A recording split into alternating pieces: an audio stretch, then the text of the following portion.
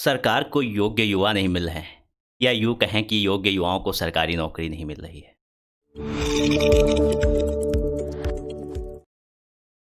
Welcome to वाह गुरु दोस्तों। जी हाँ, आज जो हम बात करेंगे आज की टॉप हेडलाइन की जिसने हम सभी की नींद उड़ा दी। संविदा अवधि में सख्ती से होगा कर्मचारी का मूल्यांकन। अब 5 वर्ष की संविदा से शुरू हो सकती है सरकारी नौकरी। अभी सख्ती है कहा है, अभी प्रस्ताव पारित नहीं हुआ, प्रस्ताव लाया गया है समूह खा और गा की भर्ती प्रक्रिया के लिए। अब सरकार ने कहा है कि इन भर्तियों में पहले 5 वर्ष तक संविदा पर रहेगा बंदा, फिर उसके बाद ही आपको रेगुलर किया जाएगा, गवर्नमेंट किया जाएगा, जिसमें आपका वेतन भी कम रहेगा। तो आइए आज इसी पे बात करेंगे कहाँ तक ये सही है और कहाँ तक गलत है।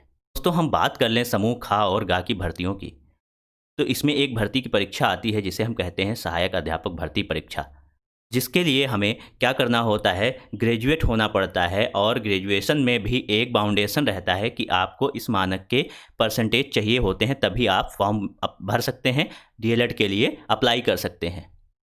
चाहे आप डीएलएड करें या बीएड करें या डीएड करें, जो भी प्रशिक्षण होते हैं इसके लिए। फिर परसेंटेज या एग्जामिनेशन होता है, एंट्रेंस एग्ज़ाम होता है, जैसे बीएड के लिए एंट्रेंस एग्ज़ाम होता है और बीटीसी या डीएलएड के लिए जो है मेरिट बेस होता है। तो मेरिट आपके ही द्वारा जो है कराए गए एग्ज़ाम से बनती हैं और जो एंट्रेंस एग्ज़ाम है वो भी आपके विशेषज्ञों द्वारा ही बनाया जाता है, जिसमें आप ही योग्यता अर्हता तय करते हैं। फिर हमें 2 साल का प्रशिक्षण लेना होता है।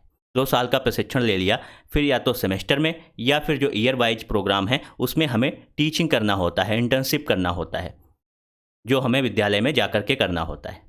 और उसका अवलोकन जो है उस विद्यालय का प्रधानाचार्य और साथ ही डायट या बीएड कॉलेज के प्राचार्य के द्वारा किया जाता है, जिसके अनुसार हमें मार्क्स डिसाइड होते हैं और मार्क्स दिए जाते हैं। तो ये हो गया प्रशिक्षण। अभी भी आपको योग्य शिक्षक नहीं मिल पाया है, फिर आप क्या करते हैं, टीईटी लगाते हैं, टीचर एलिजिबिलिटी टेस्ट, शिक्षक पात्रता परीक्षा। इसमें भी एक मानक है, लेकिन फिर भी आपको एक योग्य शिक्षक नहीं मिल पाता। चलिए ठीक है, फिर आप लगाते हैं अध्यापक भर्ती परीक्षा। यहाँ के बाद एक दूसरा पहलू भी है जो रहता है कोर्ट। प्रत्येक भर्ती ऐसी कोई भर्ती नहीं होती है जो कहीं ना कहीं फंसी ना हो और वह कोर्ट के चक्कर ना खाई हो। ऐसी आज तक कोई भर्ती नहीं हुई। तो दोस्तों 2 से 3 साल इसमें निकल जाते हैं हाई कोर्ट सुप्रीम कोर्ट करते करते, फिर फाइनली आप एक योग्य शिक्षक को चयनित करते हैं। अब आप जब 5 वर्ष की संविदा शुरू कर देंगे तो 5 वर्ष तक वो बंदा संविदा पर रहेगा, फिर उसका अवलोकन होगा। तो हम ये कैसे मान लें कि उस अवलोकन में भ्रष्टाचार को बढ़ावा नहीं मिलेगा? जब एक भर्ती नहीं सही से हो पाती है तो अवलोकन 5 साल तक कैसे सही से हो पाएगा? मान लें कि वो अवलोकन जो है भ्रष्टाचार से मुक्त होगा। एक भर्ती तो हो नहीं पाती भ्रष्टाचार से मुक्त हुए बिना। दूसरी बात, आप ही के द्वारा इंटरव्यू ख़त्म किया गया ये कह करके कि ये भ्रष्टाचार को बढ़ावा दे रहा है। तो जब एक छोटा सा इंटरव्यू भ्रष्टाचार को बढ़ावा दे सकता है तो ये 5 साल का जो अवलोकन होगा ये कहाँ से नहीं ये बढ़ावा देगा।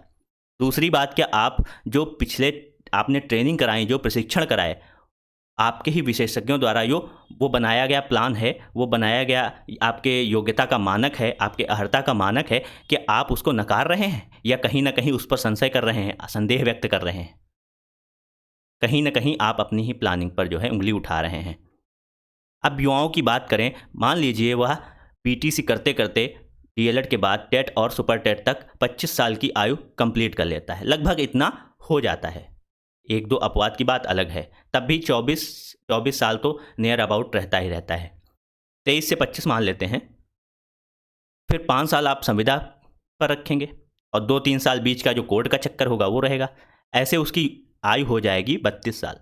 मान तो वो किस काम का बंदा रहेगा? उसकी लाइफ तो बेकार ही हो जाएगी।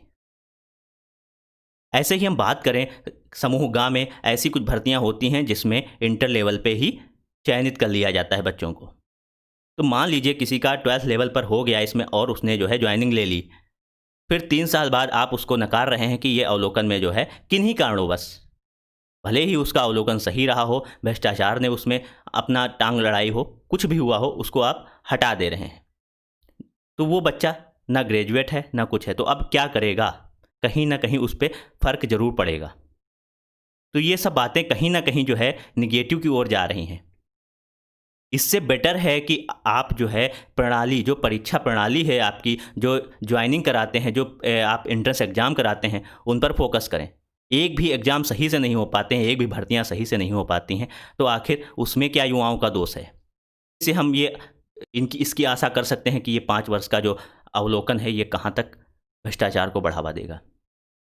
तो दोस्तों, उम्मीद करते हैं आप इसको कुछ समझे होंगे और जो भी इसका नेतृत्व कर रहा है उसका सहयोग करेंगे। इसका विरोध करना हमारी समझ से तो आवश्यक है। आपकी क्या राय है कमेंट में ज़रूर लिखें। Thank you.